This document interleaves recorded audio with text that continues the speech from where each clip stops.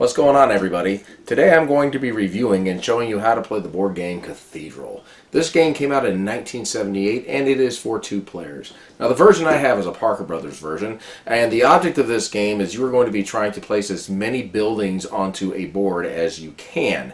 You're going to have the opportunity to capture some territory, and in some cases you might even get a chance to knock one of your opponent's buildings off of the board. So without further ado, let's show you Cathedral. Okay folks, let's go ahead and just show you the components really quick. Right here you have your game board, and as you can see there's these squares here that you're going to be able to fit your different buildings onto. And speaking of your buildings, each player is going to be receiving a set of these buildings, and here's what they are. The one thing you'll notice is that each building basically takes up a certain amount of spaces on the board. The tavern, for example, takes up 1, and the academy takes up 5, and so does the tower. So basically what you're going to be trying to do is you're going to be trying to get as many of these buildings on the board as you can. And of course you have your Cathedral. Now this is the Cathedral. The first player, who is gray, is going to place the Cathedral anywhere on the board, and then the play is going to go ahead and start. Now, in general, you're going to be able to place your pieces anywhere on the board. The only exception is that you're not going to be able to place them on territories that your opponent has occupied. And there's 3 different ways that you can do that. The first one is simply called occupation. If you are able to get your buildings to surround a certain area like this along with the border, then you are going to own this land, and your opponent is not going to be able to place any of his buildings in there. However, you will be able to be.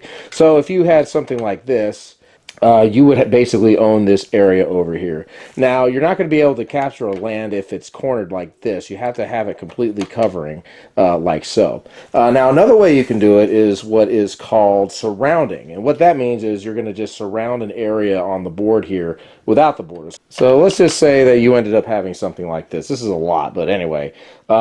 If you're able to completely surround an area like this and your opponent does not have any buildings on the side here, you'll be able to go ahead and claim this. Now, you're not going to be able to capture this if your opponent has 2 buildings in here, or if you happen to have a building in here as well. Now, if your opponent has only 1 building in here, such as, let's just say it was like this, it was only 1 building, you would be able to actually place your piece and then take your opponent's building off and give it back to him, and then you would end up occupying this entire area over here.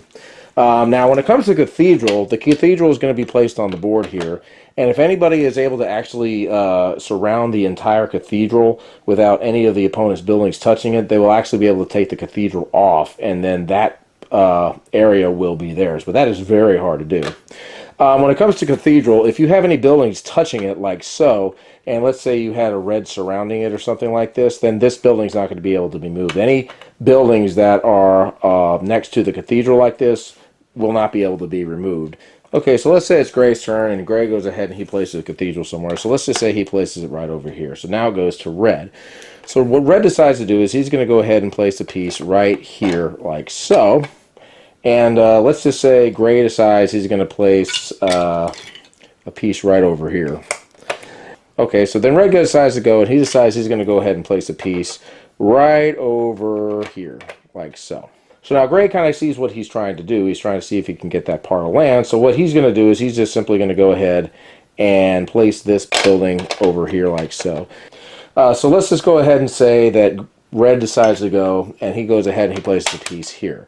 Now he's surrounded this little area, so Gray won't be able to place any pieces there, but Red will be able to place a piece that's 1 or 2 spaces in length over there. Let's just say, for the fun of it, Red decides he's going to place a piece over here, and Gray goes ahead and he places this piece over here.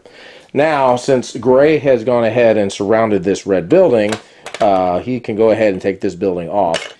So anyway, let's just say we have something that looks like this. What each player is going to do is he's going to count up the amount of spaces that each piece would have taken that he was not able to play. So in this case, Red has 4 points, and in this case, Gray has 4 points. So this game basically is a draw.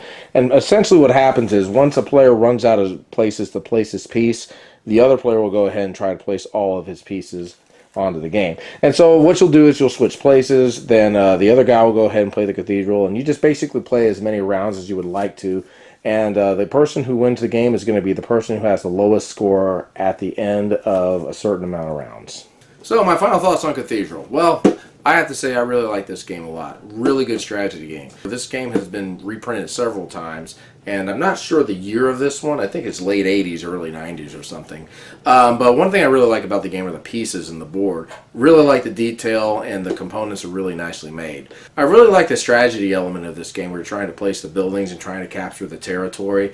One of the things you're having to watch out for is basically you're trying to make sure your opponent isn't going to try to like sneak some captures on you. And there's been times when I've played my wife and I would capture one of his buildings and she did not even see it coming. And I gotta tell you, that is a pretty cool feeling when you're able to capture one of your opponent's buildings. Now, I've never been able to capture the Cathedral, and I really don't see how anybody can capture the Cathedral, because all you have to do is place one building next to it, and then not only are you safe, but so is the Cathedral. So I'm assuming there's probably some very big strategic element that advanced players use. I'm not really sure. I actually ended up getting this game in an auction, and it was the first auction I'd ever done. I got it for like $9, I think. I had to had a little bidding war going on with somebody else, but he conceded after $9. So anyway, I've really enjoyed this game. Definitely get this game if you're a fan of the Blocus series, or any of those games where you're trying to place pieces on the board and you're trying to get rid of all of them. It's different because in this one you're trying to capture the different territories, and really that's the crux of the game. Is if you can capture a big chunk of territory, that's going to help you get rid of more buildings, and it's also going to force your opponent to have to eat a few more points because he's not going to be able to place his buildings in your area. But anyway, guys, if you see this game, say at a thrift store for a few bucks, I would definitely recommend picking it up. I think this game goes for around $15 to $20 on eBay, and then of course you have to pay the shipping.